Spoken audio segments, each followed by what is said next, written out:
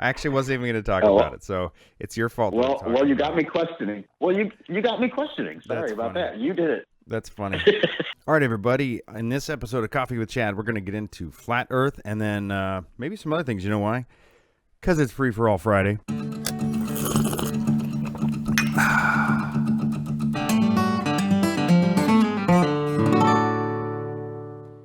All right. You know what's funny is the other day I saw an interview on YouTube where there's two dudes, two guys, whatever. And one of them is interviewing the other, and they were talking about flat Earth, and I thought it was funny because one guy's interviewing the other guy about the guy going from being a globe Earth believer to being a flat Earth believer, and then switching back to being a globe Earth believer.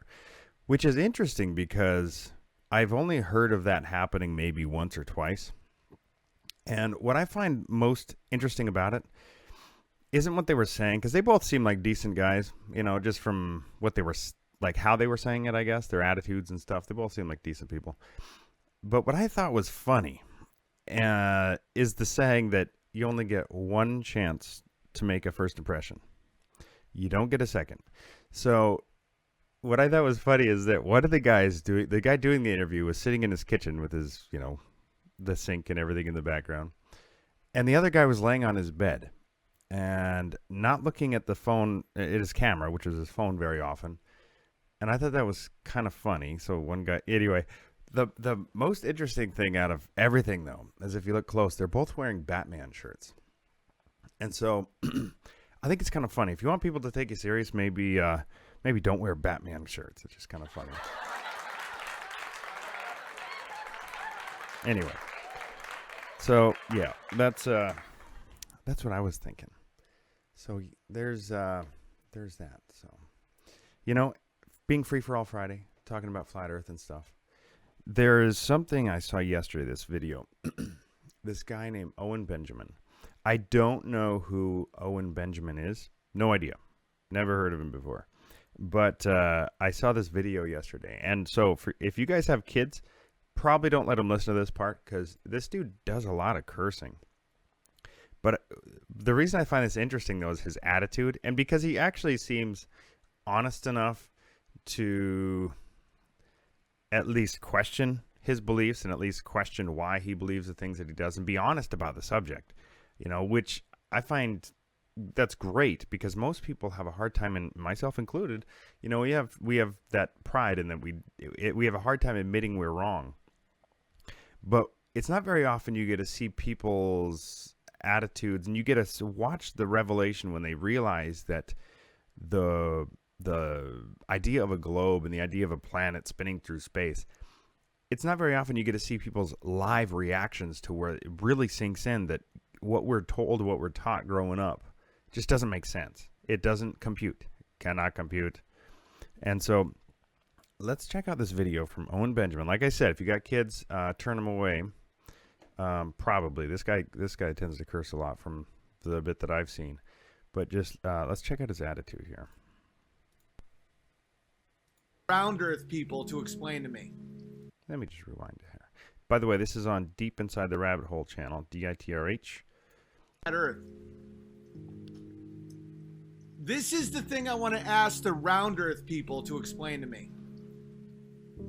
If the Earth is spinning at 700 miles an hour, 1100 miles an hour, whatever,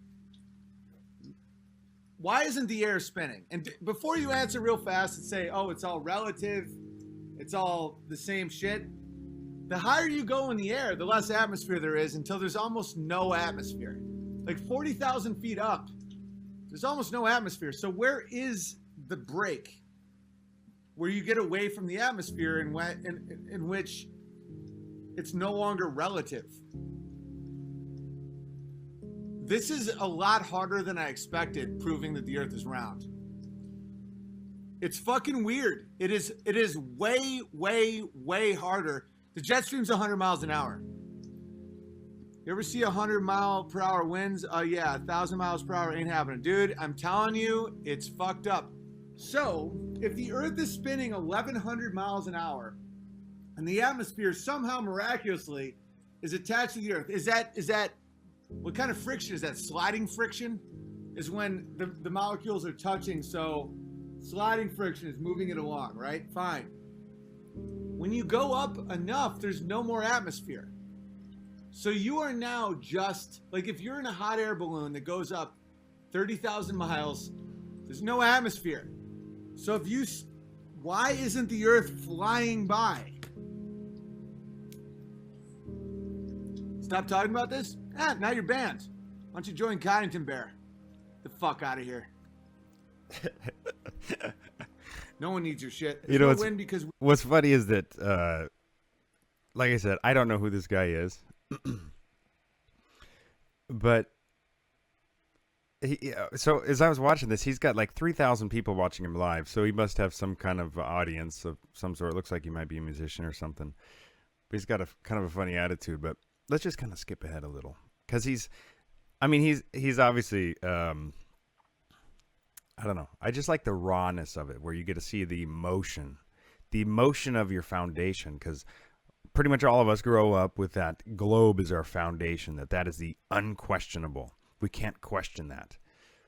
And so seeing that foundation starting to crumble, it's fun to watch. It's fun to watch. So if you guys are just popping in, probably don't have your kids with you. This guy's a little bit, says some cursing stuff, but anyway, there you go. we are in a vacuum. We both know that doesn't make any sense. And I'm not a flat earth person. I want someone to fucking explain that to me. Atomic density, saying words don't explain anything. Just saying atomic density, friction. I just said that. There's several types of friction. That friction would be the sliding friction, where it's two objects touching each other, kind of like two boards. You have to go at a certain speed. If you go too fast, you slip, right? So if you go at the right speed, you carry the other board with you. We have molecules of the atmosphere, and if it's attached to our spinning shit, fine. You go up 40,000 feet, there's no atmosphere, none. It's basically a vacuum. So where... Yeah, I'll skip ahead a little bit. Opposed to the spinning, why don't you double your speed? Like if you're going 1,100 miles an hour, why is it not 2,200 miles an hour? Because it's fun to watch his progression of getting frustrated. Like everybody was like, oh, in a month he'll think the Earth is flat. Oh, this retard's gonna think the Earth is flat. By the way, I'm not arguing that the fucking Earth is flat. I just want people to fucking explain to me how it's round. I'm watching you go through what I went through before I believed the Earth was flat. It's hysterical and amazing. Can't get enough of your show. I'm not comfortable with any of this, and I'm not on board with the flat Earth thing at all.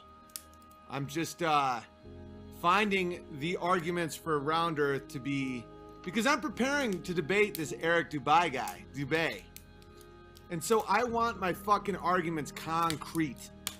The arguments for round Earth are horrible. How about until the flat earthers can build their own rockets and take pictures, we don't stress over it? Well, NASA has been proven to be the biggest liars on the fucking planet. Not a planet. So, and they have, like a bunch of flat earth people have gotten balloons to go up 120,000 feet, and they take pictures of a world with no curve. See, this guy's honest. I'm not comfortable with any of it. Neither are you. See, at least he's honest. I'm just reporting the fucking facts. Mm-hmm. And don't get mad at me, man. Don't fucking... Because this subject, a lot of times, this reminds me of a denomination, a lot of times, where when we get in, I know I grew up in a denomination, I know many of you probably did as well, where it's hard for us to be honest and say that, well, we question things, like say the denomination I grew up in, and then you look at the baptism. For me, the baptism, the infant baptism subject is one where it's like, where is that in the Bible? Where is it, where when you're a month old, you get dunked by some guy or sprinkled on your head or something. To me, it was like, I don't see that in the Bible. Like, Jesus was 30, he got baptized. Where is it when he was a month old? And so you start to question, like, well, and you start to be honest. So for me, that was one anyway. So for me, at least the guy's being honest that this doesn't line up with his denomination, if you want to think of it that way. What he's seeing and what yeah, Joe, I see that. Yeah, I know. The guy tends to cuss a lot. I kind of wish he hadn't either, but fair warning, the guy curses a lot. But it's not often you get to see people's raw emotions with this. Blame the messenger, dude. I'm like in this thing to win it, and I'm not gonna fucking go in there half cocked and be like, dude, the earth is round. Just look at the fucking shit. It's not easy to prove, guys, because I don't do sophistry or wizardry in debates. I'm not gonna go in and shame someone or use tricks, rhetoric tricks. I want hard motherfucking evidence that the earth is round, and I've never. All right, so I'll stop there. The guy keeps going on, and he gets more and more frustrated that it is not, that all the comments coming in, nothing is helping him. Nothing is helping him with his cause. Apparently, he's going to debate Eric Dubé, but yet it sounds like he understands that Eric is probably going to win this one because he can't even explain the simple stuff, which we can't because it's not real. It's not the real world that we live in. I know that's how we were raised and that's how we were brought up thinking, but just the frustration. And so for me, I don't know about you guys. A lot of you guys have been through this. Some of you guys have not. Some of you guys think this is probably ridiculous. But to me, it was like 2 weeks or so of me, like when I realized that things weren't what they appear to be, that when I realized that it is not what we've been told, I remember for like 2 weeks going out and being like, I'd walk out the front door and just stare up in the sky. And I'd be like, what? Like for a couple weeks where it just like those objects in the sky are so much closer and so much smaller to us than we're told. What? And it was like 2 weeks of just like that. What? And then about 6 months, it took about 6 months or so for everything to sink in. And just where I'd wake up every day being like, man, was that just a weird dream I had? And I'm like, no, that's pretty much what we grew up being told is not real, but for about 6 months. And then after that, after, I don't know, since June, July of 2015, now it's like, it's silly. The notion of being a ball in space is silly. So if you guys are just starting your journey down this, it's okay. It's fun. Isn't it exciting? Isn't it such an exciting time to be around and to be alive? And I'm going to jump in here. I'm going to say hi to everybody in the chat section. So Carlos, good to see you in here. Carlos Paguero. I know I didn't pronounce your last name right. But I think if I tried, I would butcher it even worse. So I apologize for that. But Carlos, I appreciate you. You got a great YouTube channel. If you guys want to go over there, check it out. Actually, you got multiple YouTube channels. Got a lot going on. Joe Garcia from Question Everything Conference. You can go check out his stuff. So QE 2019, I had him on as a guest last week. And that's going to be a great conference coming up next month. QE 2019. I'll be there, Southern California.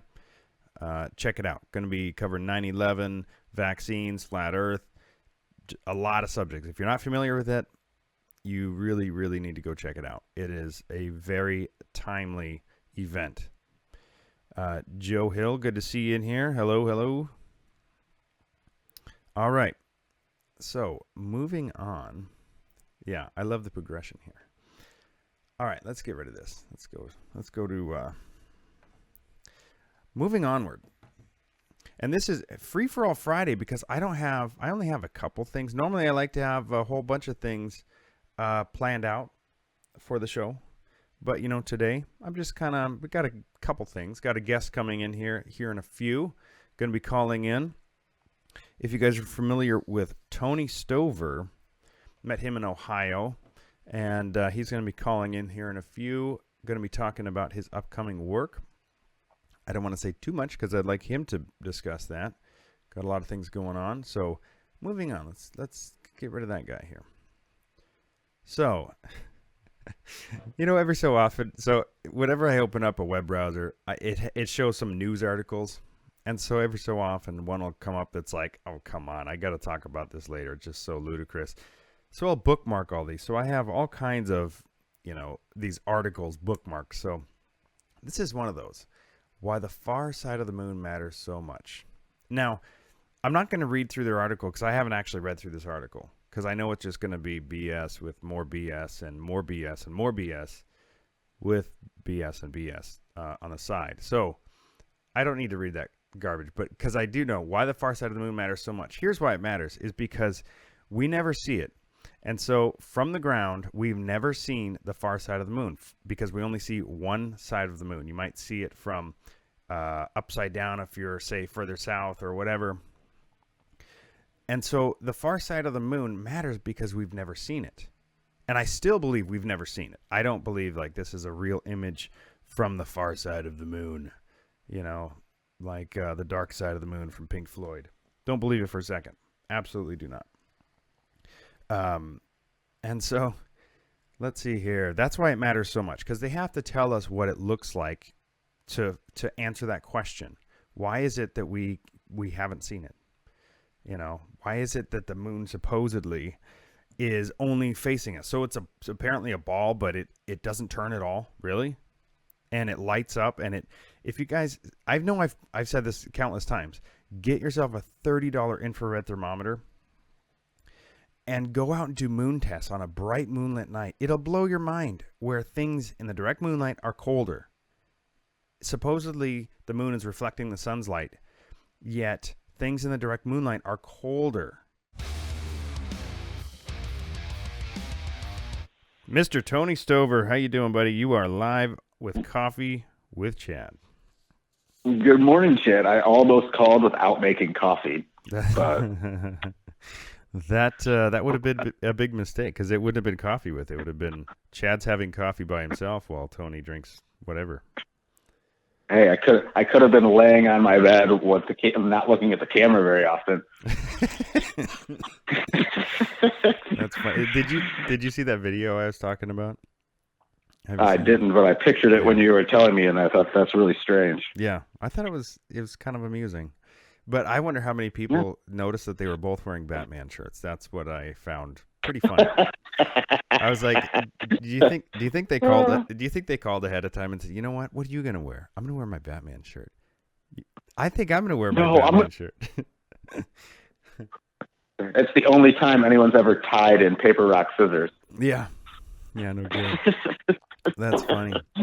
Well, we are discussing a lot of things, but what I'd like to do is, so I met you in Ohio at Take on the World 2018, and you were talking about things that were over my head, and I think still are over my head with the binary and the quantum stuff.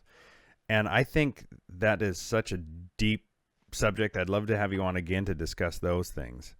And but that's how I met you, was there. And then, but coming up, so you're working with Ian Chadwick, right? On a film coming up, is that right?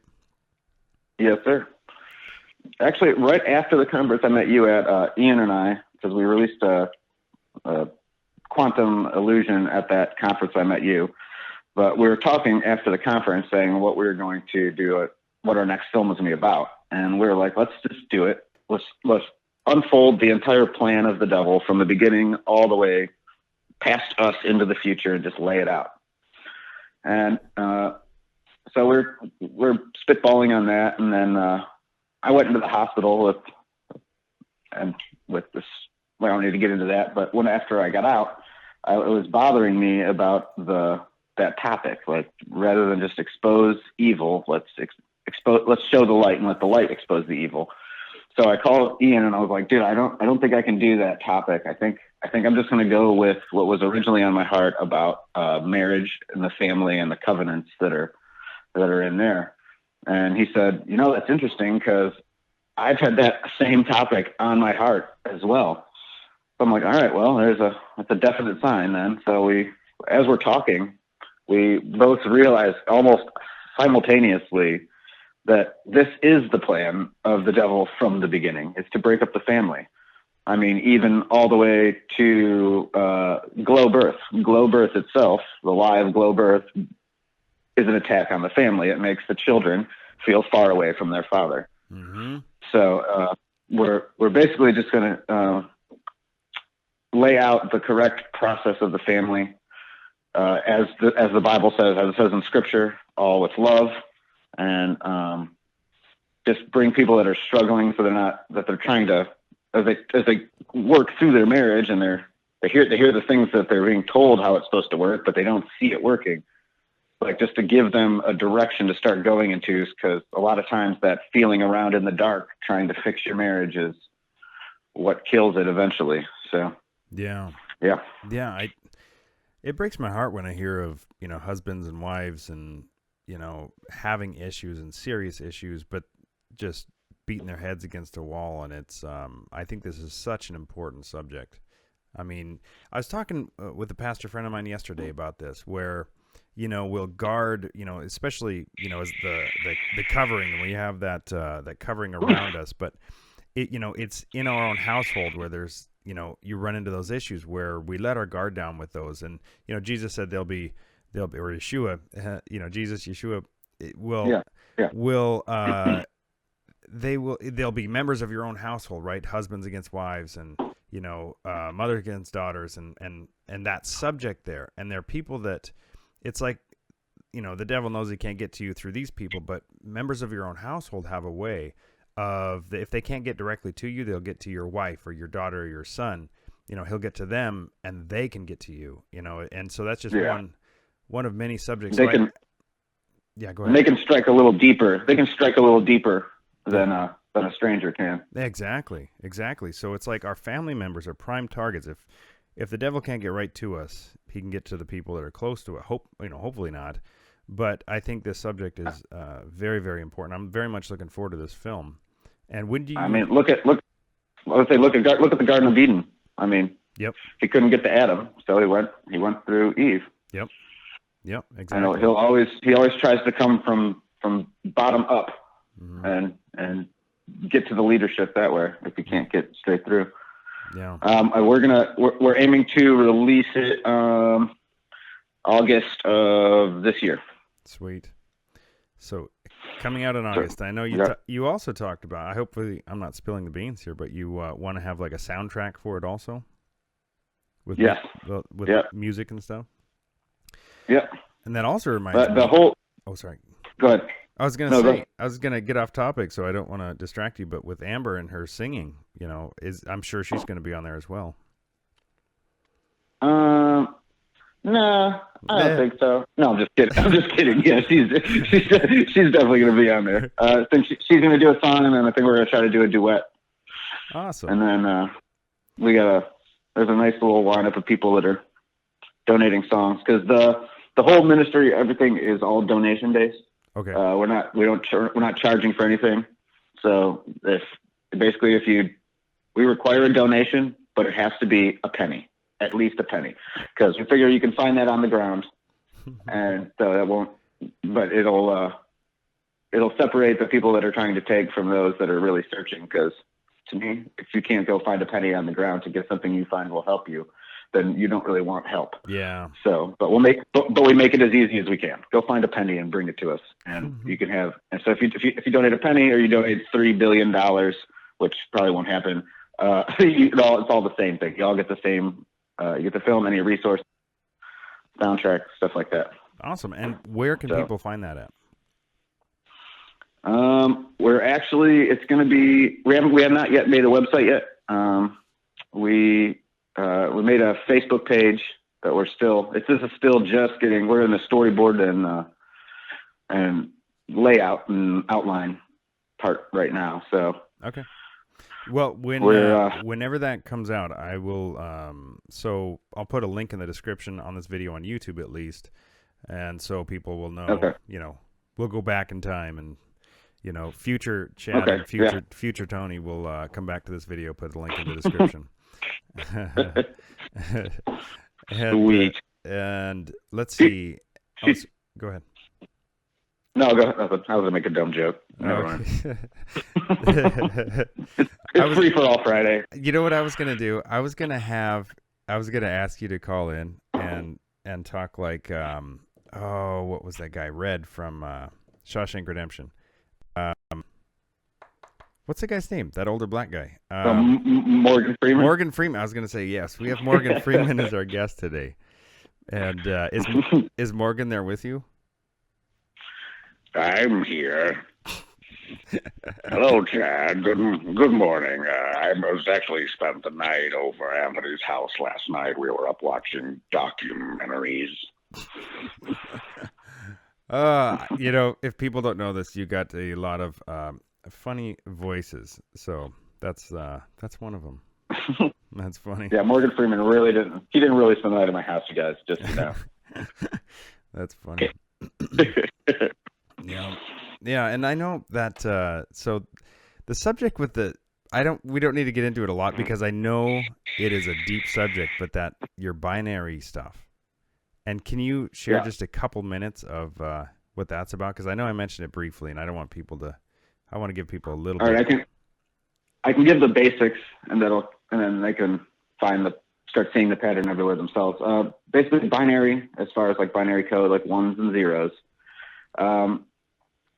it can be found in everything, and also proves that Yeshua or Jesus is the sacrifice, and that it was part of the way Yah created this.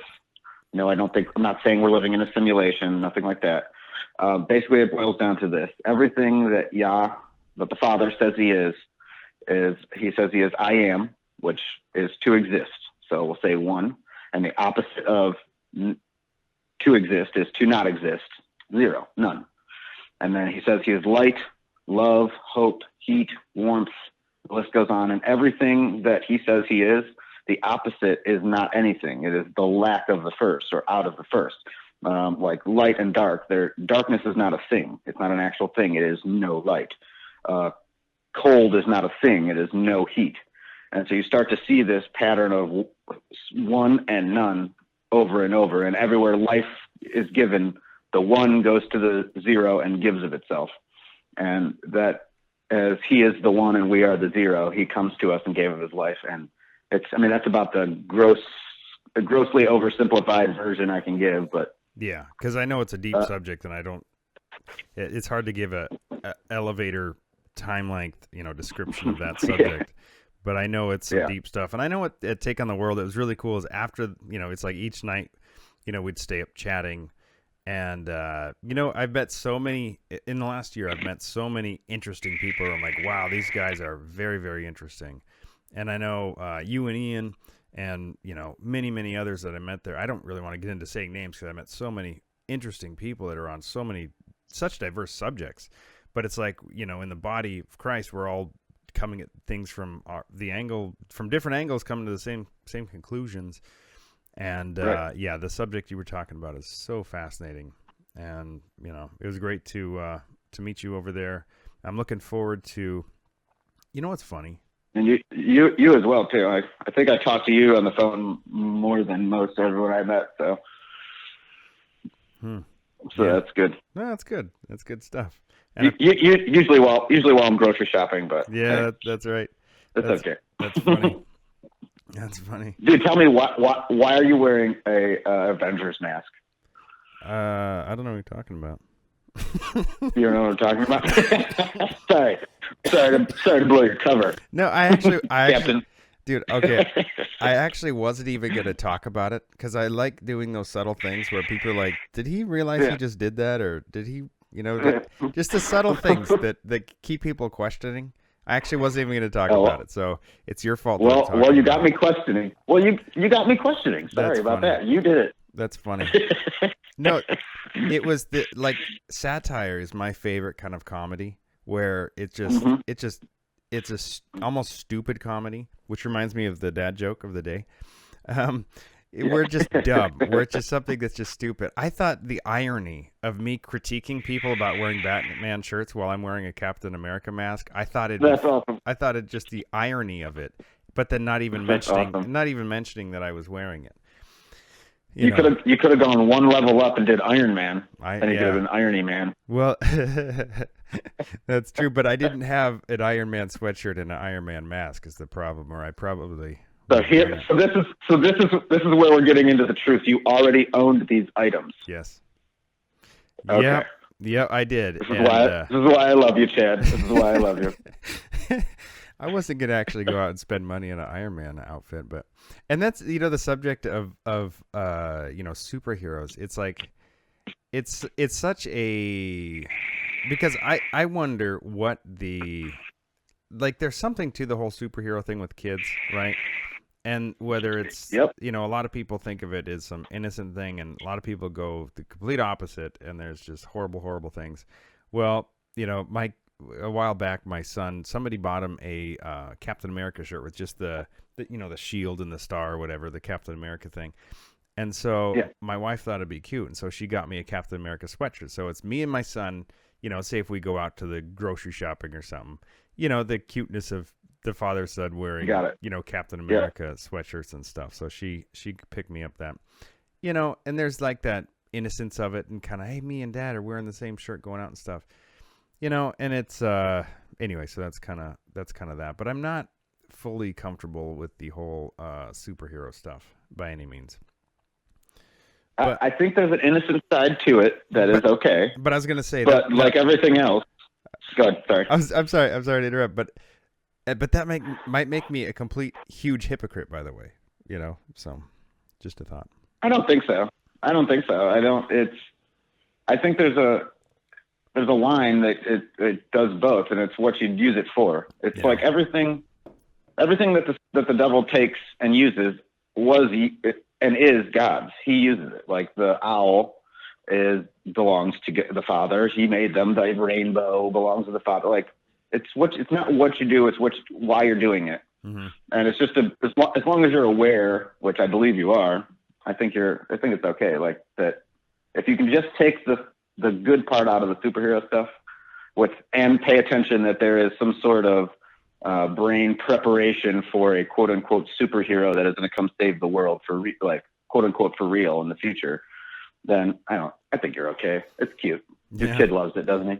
Yeah. And I think he's kind of maybe growing out of it. Maybe. I know, I guess the thing with the superhero thing that bothers me the most is for sure what you're talking about, the superhero, the false superhero, coming. But I guess what bugs me the most is like the mark of the beast. And it seems like with the mark of the beast, it talks about, they shall seek death and not find it. And I just wonder with the mark, if it gives people certain abilities or certain powers, or if it changes people's DNA, because there's so much stuff where imagine. I believe so. Yeah. I mean, imagine something comes along. And, the scientists in their white robes, hey, we've come out with this thing and it'll make you live longer. It'll heal diseases. It'll do this. It'll do that. And you'll be able to run faster, think better. You'll be able to just do all these things even better. How appealing is that to people? To where it's almost like that, right. a taste of some kind of superhero status. Well, who wouldn't do that, And that's where that's what bothers me the most is if the whole superhero thing is conditioning people to look forward to something like that, where something comes along and holy cow, I'm like this person or that person, and because it seems like every single person who takes the mark winds up in the lake of fire. That's how I read it, and so it's something that is going to be, from how I see it, very appealing to people. That is going to be hard to turn down. But then there's also the other side where if you don't take it, you can't. Buy or sell. You can't do this. You can't do that. Like you're an outcast at that point. So I think that happens it's going to happen on a time gradient. Like it'll start off appealing. Like who doesn't want to run faster? Who doesn't want to jump higher? You could dunk the basketball. Yeah. And then after that, well, then wait a minute, I didn't take it, but I can't buy or sell now. Yeah. Then it starts pulling you in rather than pushing, or starts pushing you in rather than pulling. So I don't know. Yeah. There's got to be an increment. I see it. There's got to be some incremental thing where, that's how I see it. Is along the lines of what you're saying. Because if it was like all of a sudden you're being forced one day to go do this thing against your will, that's different than like how you're describing it. Where, I could see it starting out as some celebrity thing, where it's the celebrities and the people of influence, that are getting all these things, doing all these things. And then that'll draw so many people, and then eventually I could see him doing the whole forceful thing, because that's how it seems. It seems at some point it's going to be forceful. But the one thing for sure is you do not want to partake of that. Is No. and I think it's So- just So when you see oh, sorry, go ahead.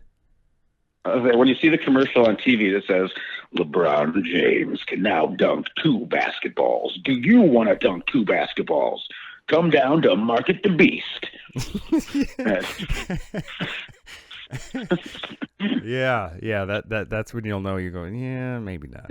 yeah, go the other way. I don't care if yeah. they're having a red line special. Yeah, that Iron Maiden song "Run to the Hills" comes to mind at that point. Yeah. now it's in my mind. That's awesome. Now you have a YouTube channel, right? Yes, sir. Would you share that with people so they can go to your channel, subscribe, and watch more of your movies, your videos that you put out? Yeah. Oh, for sure. I've actually been. I haven't done too much content in the last while. It's been a crazy year, but it'll be picking up here soon. It's Servant of YHVH. Just all one word, Servant of YHVH. And then when you see my face with the overgrown beard, you'll know you have found it. The dude with the big beard. And I was actually going to ask you this. A pretty serious topic. You don't have to answer if you don't want to. But is that a natural beard? Or have you had some enhancing some things to help with that beard? It's actually half of it is weave and half of it is sew-in extensions. Okay, weave and extensions. Okay, I was wondering. Yeah, it's actually horsehair. Because you make my beard look pretty silly, like I'm, like I'm 14 and I can finally grow a few hairs on my chin. So I think the amount of hair on the top of your head to the amount of hair on the top of my head is directly proportional to the amount of hair on my face to your face. There you go. So don't be too sad about it, because I don't ever get to toss my hair back behind my ears. That's funny. Good stuff. All right. Yeah. Well, Tony, thank you so much for coming on. Appreciate you, and Servant of Yahuwah YouTube channel. Yeah. And also, you got the forthcoming video. Do you have a title for that, by the way? We do not yet. We're working on it. It's something to the effect of basically like an attack on the covenant. That's not it. It's going to be something to that effect. But because it boils down into it's basically the devil is a covenant breaker, and he wants everyone to break these covenants, and all the way from marriage into the Torah stuff, like to get us to break the covenant that we have with Yah and break the one in our family. So it's something to that effect. We're trying to figure out the most interesting name for it. But can I say one thing? Yeah. If the listeners could do one thing and just pray for my family and Ian's family, just because once you start trying to attend to the wounded on the spiritual battlefield, that we're gonna start taking some spiritual attacks, and so we could use the prayer cover. Yeah, absolutely. Yeah, thank you for bringing that up. That's really important. So, prayers towards Ian and Tony and their families, and also if you feel led to help financially. And I know I can speak from experience here that that you're not doing this full time. It's not like you're a full time filmmaker or anything. And so these kind of projects are passions. They're something that we feel led to do, that we put a lot of time and money and effort into, and any help, any support, if you feel led to help out, this stuff costs, all the money that goes into all these projects are stuff that, that comes out of family funds. It comes out of, living expenses and things like that. So, and any help, any support there. And I know he said he's just getting, all the, I'm assuming GoFundMe or something along those lines to help out with this. We have a page set up on cheerfulgiver.org. Okay. Under Firm Foundations Film. Okay. And actually, rather than just ask people for money to help us do this, since it's all donation based anyway, then anyone who donates now is still going to get a copy of the film. It's just basically like a donation pre-order almost.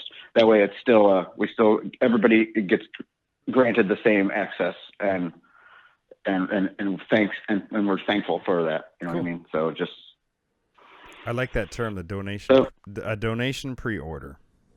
That's a good term. Yeah, All right, Tony. I thought of it all of myself. Oh, good for you. I'm a big boy now.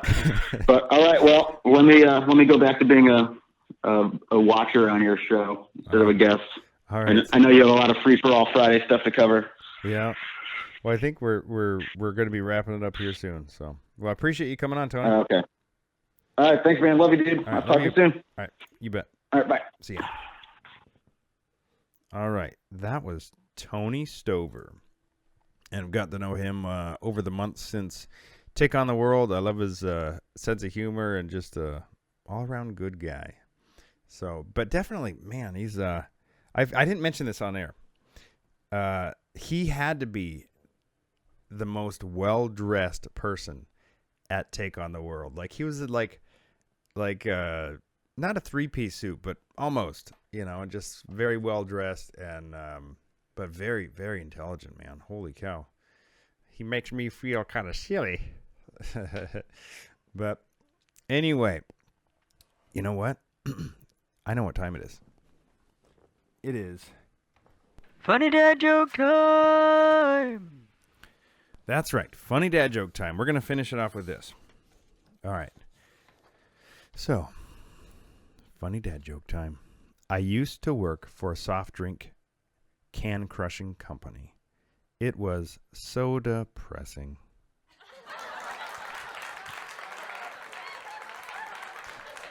That's right. All right. So this was part 2 of Coffee with Chad. Thank you for enduring the technical issues. Software issues is what's going on here.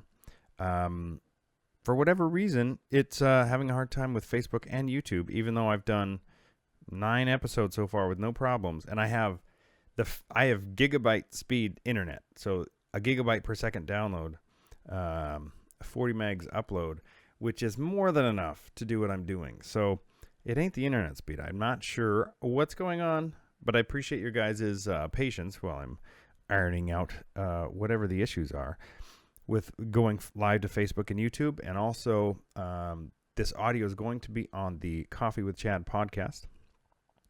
Appreciate you for joining me. We'll see you guys on Tuesday.